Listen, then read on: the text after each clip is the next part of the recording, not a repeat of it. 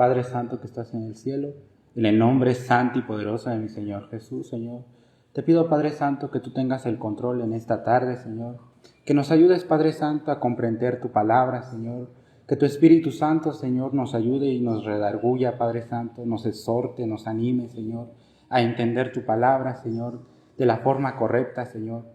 También te pido, Padre Santo, que en este momento, Señor, tú tengas el control de todo, Padre Santo. Que tu Espíritu Santo, Señor, me ayude, Señor, a explicar bien tu palabra. Que mis hermanos, Señor, aquí presentes, Señor, en su corazón, Padre Santo, esté esa voluntad, Señor, de oír tu palabra agradablemente, Señor, y de ponerla en práctica, Padre Santo, después de escucharla, Señor. Te doy gracias, Señor, y todo esto te lo pido en el nombre poderoso de mi Señor Jesús. Amén y amén. Amén. Vamos a ir al capítulo 2, hermanos y hermanas, de Apocalipsis, capítulo 2, versículo 8. Vamos a darle lectura del 8 al 11. Vamos a dar inicio a la segunda iglesia, el mensaje, a la iglesia de Esmirna.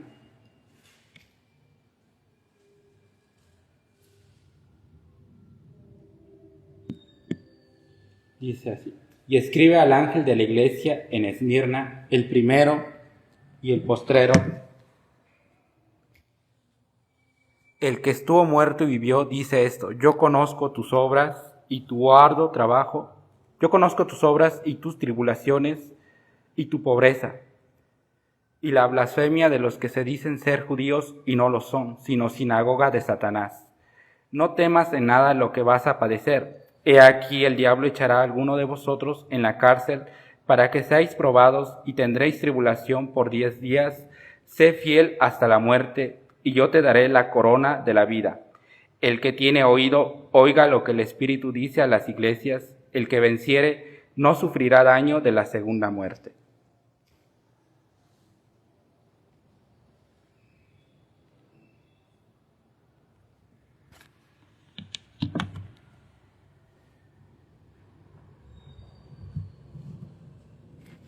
Pues vamos a ver primero que nada quién era la iglesia de Esmirna, cuándo se fundó, desde qué inicios. La iglesia de Esmirna, o el lugar de Esmirna, se fundó en el siglo I antes de Cristo, y la iglesia se fundó en los años 53 a 56 después de Cristo.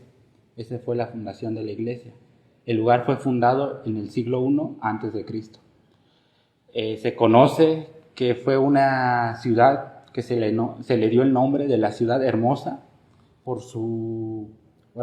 el lugar donde estaba, que era próspera, que era un lugar bonito, que era un lugar donde se podría decir que era como un lugar pues de ir a visitar, algo bonito, o sea, algo apreciable.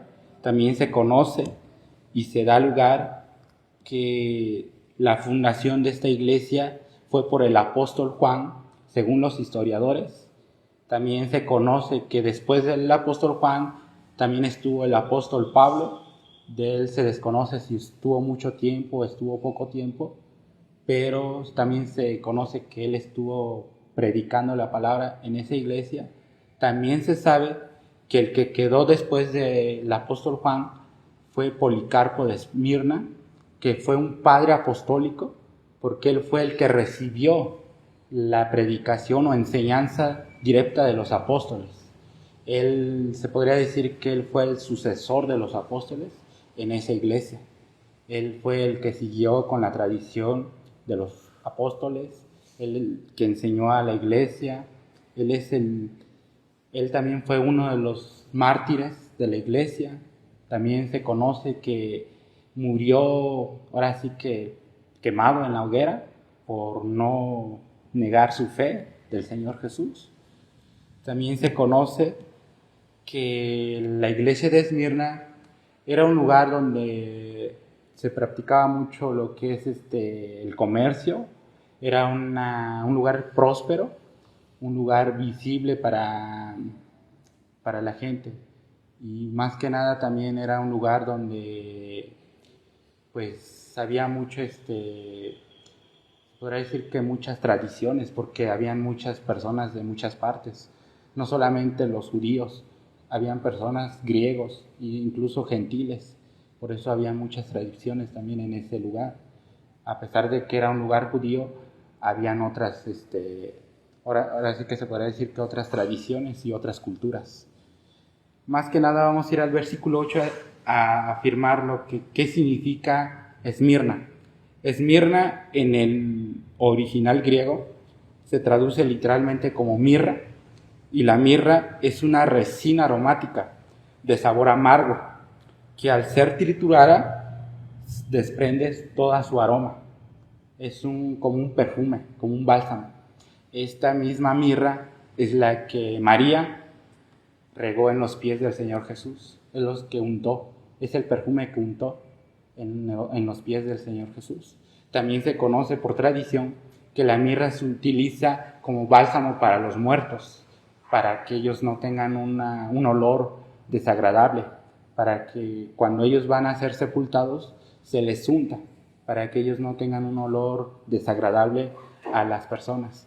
Como antes los sepulcros se conoce que eran en cuevas, y en esas cuevas pues se podría decir que no estaban muy lejos de las provincias o muy lejos de las casas, y pues toda la gente pasaba casi diario por ahí, entonces es para que no desprendiera un mal olor.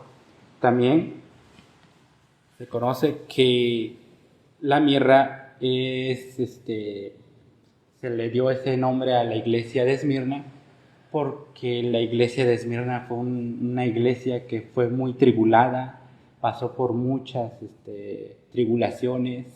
También se le conoce que lo amargo en el sentido de la iglesia, lo amargo son las pruebas, la pobreza, las calumnias y las persecuciones. Lo aromático serían la fe firme, el testimonio que subió como olor agradable a Dios. Vamos a ir, hermanos, a Isaías 44:6.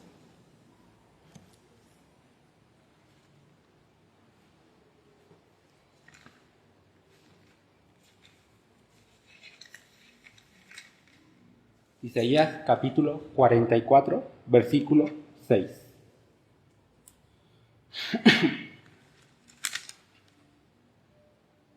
Dice: así dice Jehová, Rey de Israel y su Redentor, Jehová de los ejércitos: yo soy el primero y soy el postrero, y fuera de mí no hay Dios. Es una comparación a lo que está diciendo el Señor ahí en el versículo 8. Yo soy el postrero y el primero. Es la comparación. Vamos a ir también a Isaías 48:12.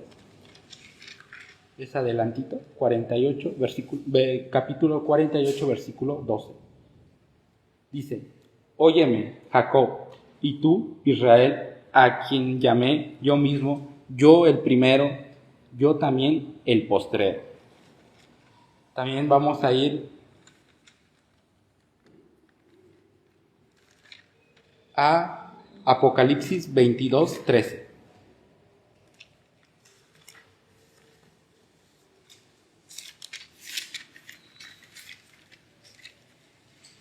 Apocalipsis capítulo 22, versículo 13. Dice: yo soy el alfa y la omega, el principio y el fin, el primero y el último. De ahí vamos a ir a Romanos 14:9.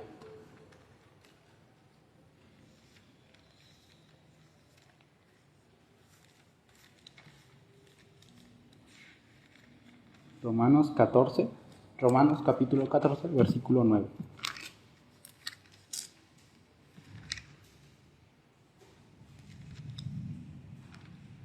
Dice: porque Cristo para esto murió y resucitó, y volvió a vivir para ser Señor así de los muertos como de los que viven. Con este versículo vamos a dar una breve explicación a lo que es a lo que está diciendo el Señor acerca de que dice: y escribe al ángel de la iglesia en Esmirna, el primero y el postrero, el que estuvo muerto y vivió, dice esto. ¿Por qué el Señor hace esta alusión, o por qué el Señor usa estas palabras con la entrada hacia el mensaje de Esmirna? porque les está recordando lo que Él estuvo muerto y vivió. Les está dando la esperanza que a lo mejor se les había olvidado a la iglesia de Esmirna, porque habían pasado por muchas pruebas, por muchas dificultades, por muchas calumnias, por mucha persecución, y a lo mejor ya no tenían esa visión hacia Dios, ya no tenían esa visión hacia Cristo, hacia la cruz, hacia el sacrificio de Cristo. Por eso el Señor da este mensaje: yo soy el que vive, yo soy el que estuvo muerto y vivió y volvió a resucitar. El Señor les da esta palabra de aliento para que ellos tengan esa convicción de que el Señor está con ellos, de que el Señor sufrió también, de que el Señor también cuando estuvo en su tiempo en la tierra, Él sufrió persecución, Él sufrió todo lo que nosotros íbamos a sufrir, pero Él lo pagó para que nosotros no sufriésemos lo que Él sufrió. Por eso el Señor entra con este mensaje, recordándoles, animándolos a que no desmayaran, a que su fe no desmayara. ¿Por qué? Porque a lo mejor cuando uno tiene dificultades, cuando uno está pasando por pruebas, cuando uno está pasando por muchas calumnias, a veces, no sé, a lo mejor la familia misma de nosotros se levanta contra nosotros por ser cristianos, porque a lo mejor a veces nos dicen: ya eres una aleluya más, ya solamente piensas en ir a la iglesia, ya no piensas en hacer otras cosas. Y la misma familia a veces debilita nuestra fe, pero esta es una palabra de aliento para nosotros, que el Señor está con nosotros, que el Señor, que fue el primero y es el postrero, el que estuvo muerto y vivió, es el que dice esto, es el que les da el mensaje a la iglesia de Esmirna, a una iglesia que estaba pasando por muchas tribulaciones, a una iglesia que estaba pasando por demasiadas calumnias. Más adelante en el versículo 9 dice: yo conozco tus obras y tu tribulación y tu pobreza, pero tú eres rico, y la blasfemia de los que se dicen ser judíos y no lo son, sino sinagoga de Satanás. ¿Por qué les dice esto el Señor a la iglesia de Esmirna? Porque el Señor estaba viendo que la iglesia estaba pasando por mucha persecución, pero no una persecución por la gente de afuera, sino una persecución por los que se habían salido del camino. Aún los que se decían ser en ese momento seguidores de Cristo se habían rebelado contra la doctrina de Cristo. Por eso el Señor les dice a esos que se dicen ser judíos, pero no lo son, solamente son una sinagoga de Satanás. ¿Por qué? Porque ellos estaban bajo el control de Satanás. Esas sinagogas que estaban calumniando a la iglesia de Esmirna por seguir firme en la fe, por no decaerse, por toda la persecución que estaban sufriendo. Esas sinagogas que estaban levantándose, que eran sinagogas de Satanás, eran el adversario, era el Satanás. En esta palabra dice, sino sinagoga de Satanás. La palabra Satanás viene del arameo, que es tuo satana, del arameo satán, adversario, oponente o acusador. Satanás mismo estaba controlando a ese grupo de personas según la voluntad de Satanás. Era un grupo de personas que se habían levantado, pero bajo el control de Satanás. Era la comparación lejana de lo que es la iglesia de Dios. La iglesia de Dios está bajo el control de Dios. En ese tiempo la sinagoga de Satanás estaba bajo el control de Satanás. Esos que se hacían llamar judíos, pero no lo eran. Eran personas que habían sido personas que querían seguir las tradiciones de los judíos, pero no eran judíos. Solamente le estaban haciendo algo a lo que se podría decir tontamente, seguir con lo que no era las tradiciones judías, con lo que el Señor ya había cumplido. Ellos todavía seguían exhortando a esas tradiciones que el Señor ya había cumplido, para que nosotros pudiéramos creer en Él. De ahí sigue en el versículo 10, hermanos, dice: no temas en nada lo que vas a padecer. he aquí el diablo echará a alguno de vosotros en la cárcel para que seáis probados y tendréis tribulación por 10 días. Sé fiel hasta la muerte y yo te daré la corona de la vida. Aquí hay otra palabra importante, diablo. Se dan cuenta, aquí se usan dos palabras diferentes para referirse a Satanás. Primera como Satanás y segundo como diablo. En la palabra diablo, en el original griego, es calumniador, que es diabolos. Significa diablos en el original griego, que es el calumniador, el acusador, el que divide, se manifiesta a través de gente malvada, autoridades y perseguidores. Aquí se le da esta palabra de diablo porque era por parte de la gente, ya no por parte misma de Satanás como una identidad espiritual. En el anterior versículo, la sinagoga de Satanás era algo espiritual, un ataque espiritual hacia la iglesia. En el siguiente versículo es un ataque físico, un ataque hacia la iglesia físico. Calumniadores que los iban a meter a la cárcel, que iban a dar falso testimonio contra la iglesia. El mismo Señor les está declarando: echarán a alguno de vosotros a la cárcel, pero no por mucho tiempo, dice el Señor, solamente por 10 días. 10 días no son 10 días literales, son un tiempo corto, se traduce como un tiempo corto.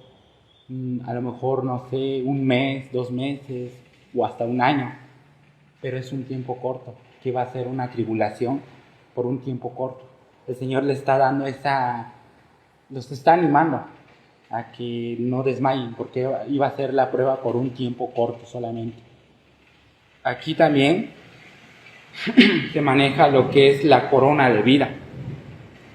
La corona de vida, la palabra corona es del original griego, que es estéfanos, que significa que no es una corona de rey, es una corona de un triunfador, de un súbdito, de un rey. Era de los que iban a la guerra, de los súbditos o los guerreros del rey, que iban a la guerra y salían triunfantes, y se les da una guirnalda, como se podría decir, como una rueda que no tenía los picos para diferenciarla de la corona del rey. En esto el Señor les dice que les dará la corona de vida.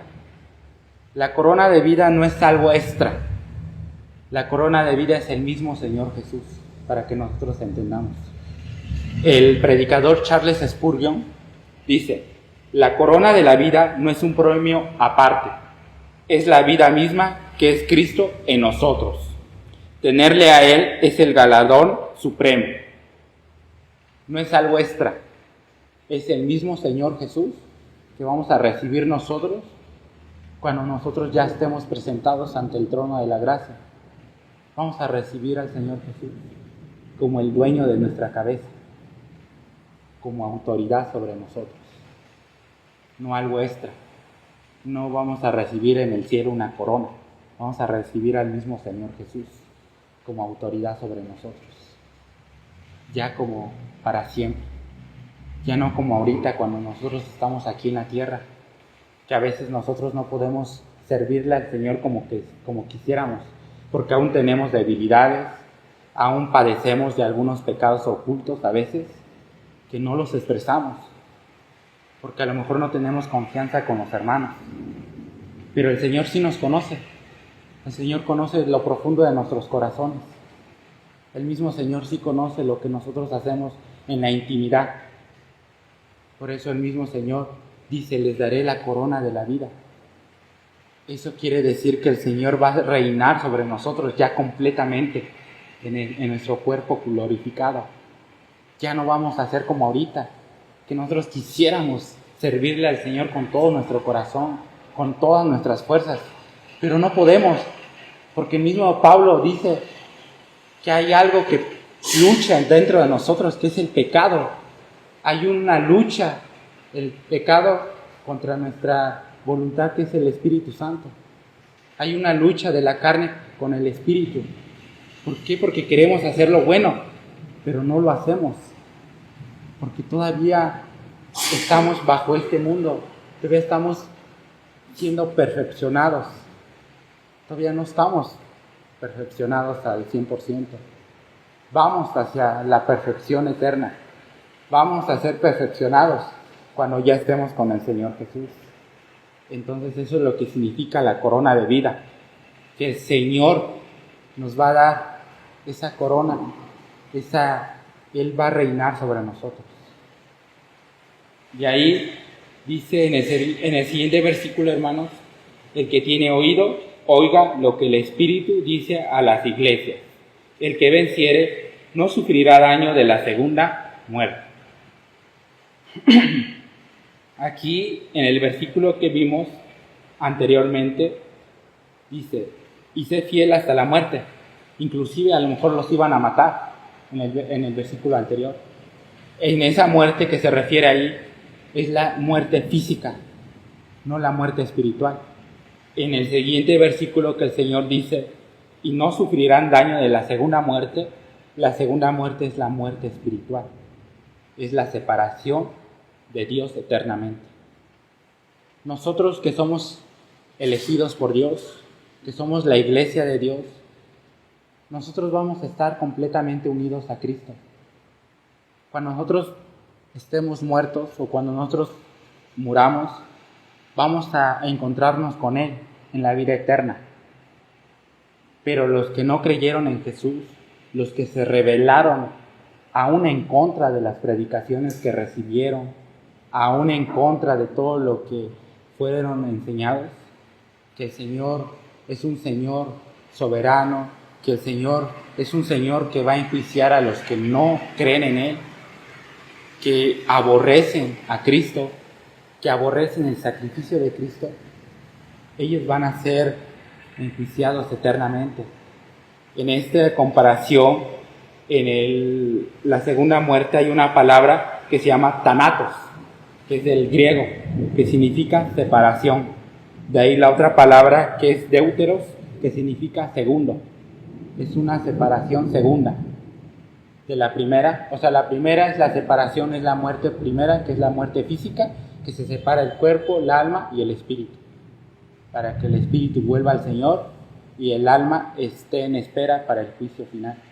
Ahora, en esta separación, en la segunda separación, ya es el juicio, es la separación definitiva de Dios.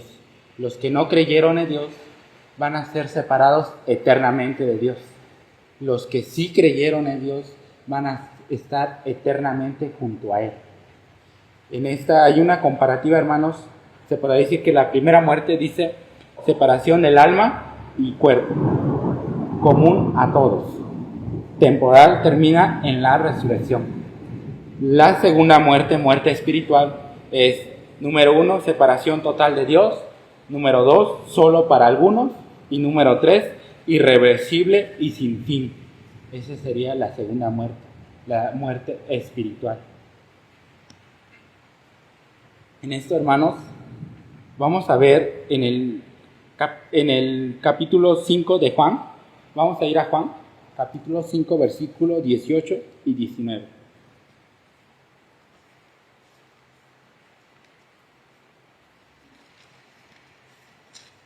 El Evangelio de Juan, capítulo 5, versículo 18 al 19.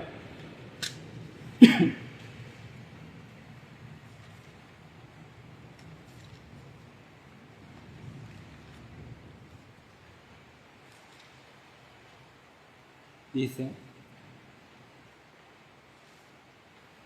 por esto los judíos aún más procuraban matarle, porque no solo quebrantaba el día de reposo, sino que también decía que Dios era su propio Padre, haciéndose igual a Dios. Respondió entonces Jesús y les dijo: de cierto os digo, no puede el Hijo hacer nada por sí mismo, sino lo que ve hacer al Padre, porque todo lo que el Padre hace también lo hace el Hijo igualmente. En esta vamos a ver, hermanos, que el Señor tenía una convicción perfecta, que lo que veía hacer el Padre es lo que hacía. Lo mismo esta iglesia, aunque eran pobres, se podría decir que pobres económicamente, pobres terrenalmente, pero ricos con Cristo. Porque tenían la confianza plena en Cristo. Porque ellos no hacían algo que no fuera lo que Cristo ordenaba. Por eso el mismo Señor los elogia. Elogia a esta iglesia de decirles que aún resistan lo que viene después, a pesar de que ya habían sufrido, a pesar de que ya tenían tribulaciones, a pesar de que ya habían sufrido demasiado. El mismo Señor les aclara que todo esto el Señor lo había hecho antes, que el Señor ya lo había hecho. El Señor Jesús cuando estuvo aquí ya lo había hecho. Él ya había sufrido. Él sufrió cuando fue a la muerte del Calvario, en la cruz. ¿Cuántas veces no lo azotaron? ¿Cuántas veces no lo escupieron? ¿Cuántas veces no se burlaron de él? Diciéndole, si eres hijo de Dios, desciende de la cruz. El mismo Señor Jesús lo sufrió. ¿Cómo no tener esperanza en el Señor Jesús? Si el Señor Jesús sufrió lo que esta iglesia estaba sufriendo. Así que si nosotros sufrimos, hermanos, tengamos esa confianza en Dios, de saber que Él padeció lo mismo, o hasta quizás cosas peores.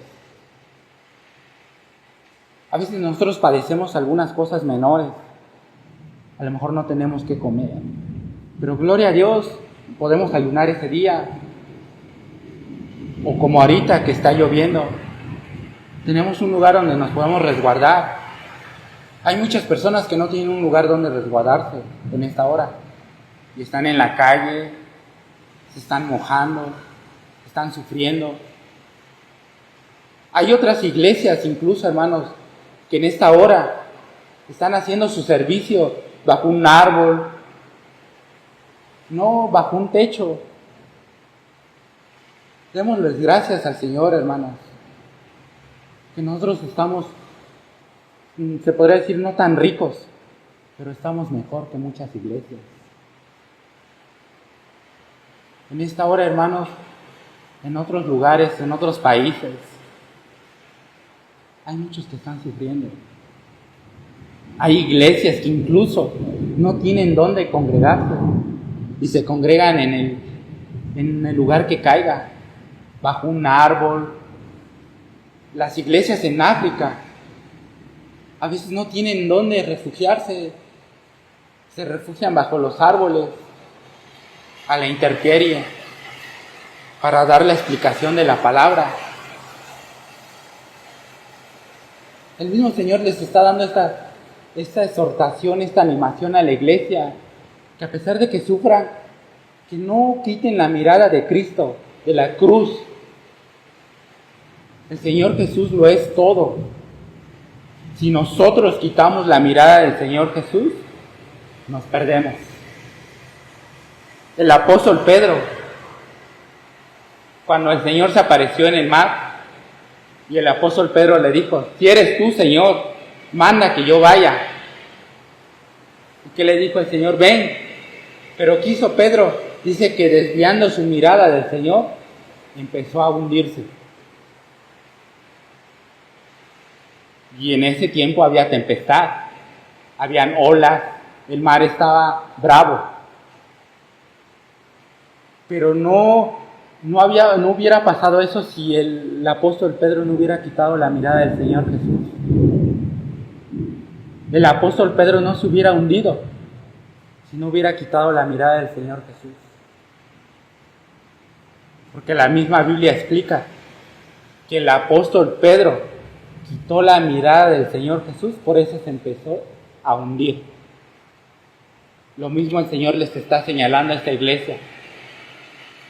Tengan esa confianza en mí, que yo ya vencí, que yo sufrí lo que ustedes iban a sufrir, el castigo que ustedes merecían, yo lo sufrí, para que ustedes puedan tener esa confianza. Aunque padezcan persecución, aunque padezcan prisión, aunque los echen a la cárcel, aunque la gente no los quiera, tengan esa confianza de que yo vencí. Siempre hay que tener la mirada hacia el Señor Jesús. Nunca desviar. Ahora vamos a ver Santiago, capítulo 2, versículo 5.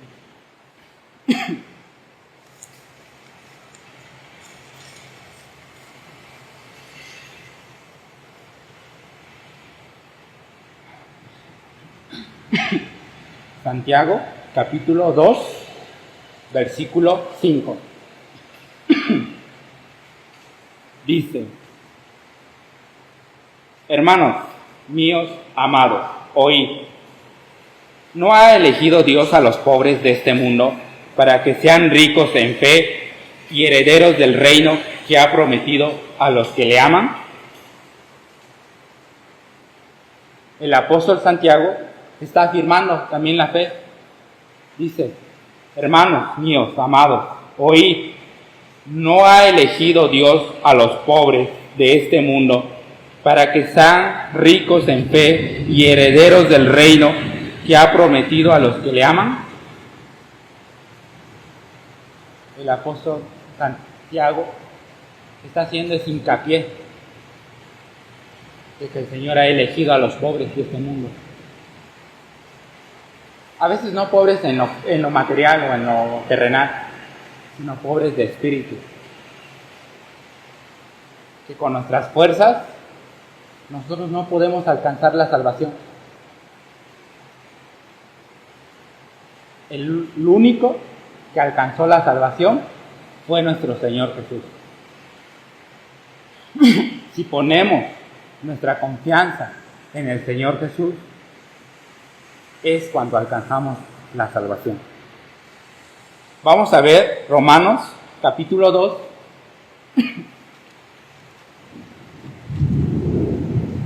Romanos capítulo 2, versículo 28 y 29.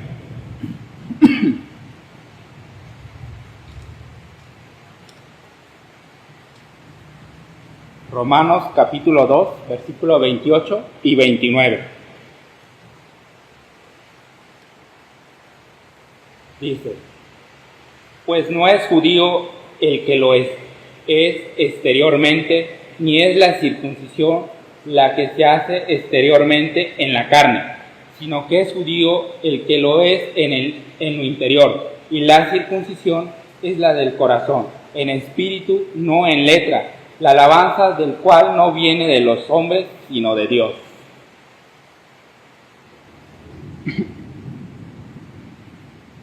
Para que vean, hermanos, que no aquel que se dice ser cristiano lo es. No todo aquel que se dice ser cristiano lo es. No todo aquel que se dice ser pastor lo es. Para ser un verdadero cristiano, para ser una verdadera iglesia cristiana, se necesita esto: persecución. Se necesita que seamos probados en nuestra fe. A veces vamos a ser probados en nuestra salud. A veces vamos a ser probados económicamente. A veces vamos a ser probados, se podrá decir que socialmente, porque nos van a calumniar, porque van a decir que somos locos, porque van a decir que somos un grupo de personas locos, que no creemos en lo que ellos creen. El mundo ahorita está sacando muchas teorías, muchas ideologías perversas. Hoy, en esta época, hay muchas ideologías. Está la ideología del transgénero, que son los que se creen mujeres a pesar de que son hombres, que las que se creen hombres a pesar de que son mujeres. Hay muchas ideologías que el Señor acepta al pecador, que solamente aborrece su pecado. Pero hay una pregunta importante. ¿Quién se va a ir al infierno? ¿El pecado o el pecador? El pecador es el que se va a ir al infierno. Entonces no podemos ser nosotros una iglesia que no sea aprobada, que no sea atribulada. Va a haber tribulación para nuestra iglesia, va a haber persecución quizás, va a haber alguna calumnia por parte de las personas de allá afuera. Pero el Señor ahorita nos dice que tengamos confianza, que Él es el que ha vencido. Ahora, hermanos, vamos a ir a Apocalipsis 20, versículo 14. Esta es una comparación del último versículo de la segunda muerte. Aquí explica claramente qué es la segunda muerte. Apocalipsis, capítulo 20, versículo 14. Dice: y la muerte y el Hades fueron lanzados al lago de fuego. Esta es la muerte segunda. Y ahí vamos a ver el capítulo 21, versículo 8. Dice: pero los cobardes e incrédulos, los abominables y homicidas, los fornicarios y hechiceros, los idólatras y todos los mentirosos tendrán su parte en el lago que arde con fuego y azufre, que es la muerte segunda. Aquí nos explica claramente lo que es la muerte segunda. Por si no me expliqué bien, aquí nos explica la Biblia claramente qué es la muerte segunda. Es el castigo eterno para aquellos que no creen, para aquellos burladores de la gracia, para aquellos burladores de los seguidores de Cristo, por aquellos que creyeron y se apartaron. El apóstol Juan lo dijo y lo veíamos en las cartas del apóstol Juan anteriormente, que él dice que salieron de nosotros, pero no eran de nosotros. Así va a pasar. ¿Y para qué es la tribulación? A ver, a lo mejor nos preguntaríamos, ¿para qué una iglesia va a ser atribulada? ¿Para qué una iglesia va a ser perseguida? Para que sea limpia. Para que el Señor se glorifique con su iglesia. Para que los que están adentro y no creen sean quitados. El mismo Señor dice que la cizaña crecería junto con el trigo, pero en el momento dado sería arrancada. A veces la tribulación, la persecución, viene cuando ya la iglesia es madura, porque ya va a poder soportar. Cuando la iglesia todavía no es madura en la palabra, el Señor no los puede meter a la tribulación, porque van a correr. Por eso el mismo Señor dice, tengan cuidado, no quizás arranquen el trigo junto con la cizaña. ¿Por qué? Porque hay que tener cuidado. El mismo Señor tiene cuidado de nosotros. Si el Señor atribula o persigue a una iglesia o permite la persecución de una iglesia, cuando la iglesia no es madura, los que son elegidos se apartarán de la fe. Por eso el Señor, a esta iglesia, quizás que el Señor permitió que Satanás los zarandeara, que Satanás hiciera con ellos como les pareciera, lo permitió porque el Señor ya había puesto la madurez suficiente en esa iglesia para soportar. Cuando nosotros seamos atribulados, cuando nosotros seamos perseguidos, el Señor ya puso la confianza, el Señor ya puso todo lo que nosotros vamos a necesitar. El mismo apóstol Santiago dice que no hay nada que, o no, la tentación no viene, sino que no, junto con una salida. Y el Señor no nos tentará más, o el Señor no permitirá que la tentación sea más de lo que podamos soportar. ¿Por qué? Porque el Señor tiene cuidado de sus elegidos, como tuvo cuidado de esta iglesia. Para concluir, hermanos, vamos a hacer 3 observaciones solamente cortas. Dice, como pudimos ver, número 1, Cristo es tu seguridad absoluta. Él murió y volvió a vivir. Si venció a la muerte, nada de lo que sufras te puede destruir realmente. Número 2, Dios pone límite al sufrimiento.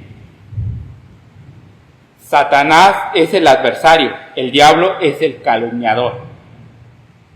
Satanás es el adversario espiritualmente. Y el diablo es el calumniador físicamente. Cuando las personas te calumnian, es el diablo, o se le da ese nombre.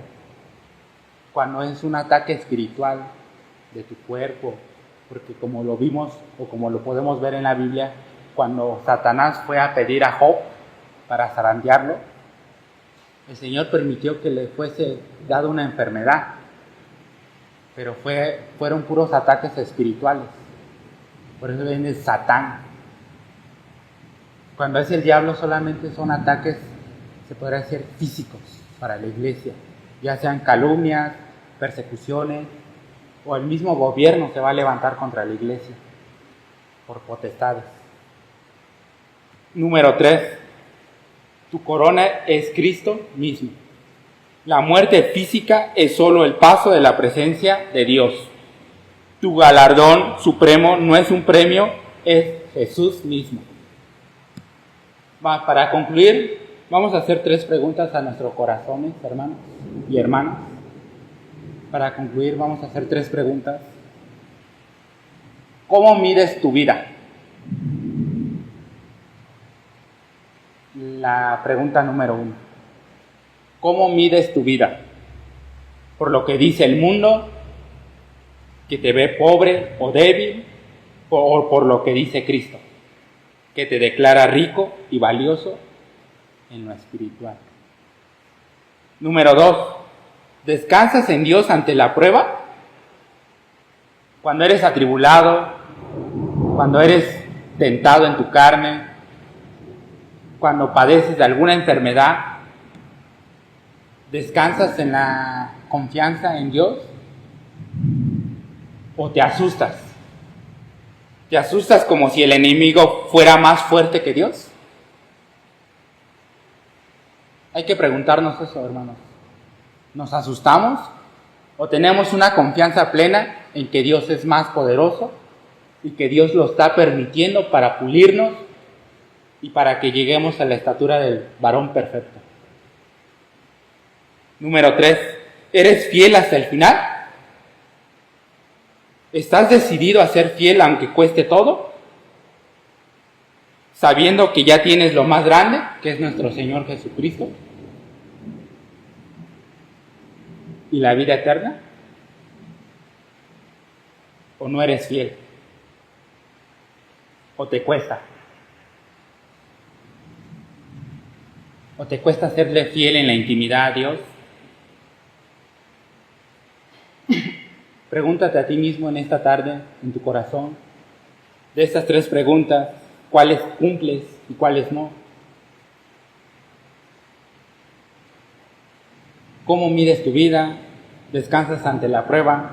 ¿Eres fiel hasta el final? ¿O te hace falta ser fiel? Que Dios nos ayude, hermanos, a responder con hechos y nos guarde firmes hasta el día final. Amén. Vamos a orar, hermanos, para dar conclusión a la prédica, a la palabra del Señor. Vamos a orar. Les invito a que se pongan de pie. Padre, que estás en el cielo, en el nombre santo y poderoso de mi Señor Jesús, te doy gracias, Señor, en esta tarde, porque nos ayudaste, Señor, a entender tu palabra, Señor. porque me ayudaste, Señor, a explicar tu palabra conforme a tu voluntad, Señor. Te pido, Padre Santo, que esta palabra, Señor, sea guardada en nuestro corazón, Señor, que no solamente seamos oidores, Señor, sino hacedores de tu palabra, Señor. Como lo dijo el apóstol, Padre Santo, que nuestra convicción, Padre Santo, esté firme en Jesús, Señor. Que seas tú el que guíe nuestro camino, que tu Espíritu Santo nos guíe por donde hemos de ir, que tu palabra nos guarde, Señor, que tu palabra nos transforme, Señor, que tu palabra sea la única que se predique en este púlpito, Señor, que tu palabra sea salida, Señor, con esa fuerza, Señor, como tu palabra lo dice, que es una espada de doble filo que rompe hasta las coyunturas y los tuétanos, Señor, que abre hasta lo más íntimo de nosotros, Señor, para cambiarlo, Padre Santo. Te doy gracias, Señor, en esta tarde, Señor, y guárdanos, Padre Santo. Guarda, Señor, mi salida de esta tarde, Señor, y te pido, Señor, que tú tengas el control en esta tarde, Señor. Te doy gracias y todo esto en el nombre poderoso de mi Señor Jesús. Amén y amén.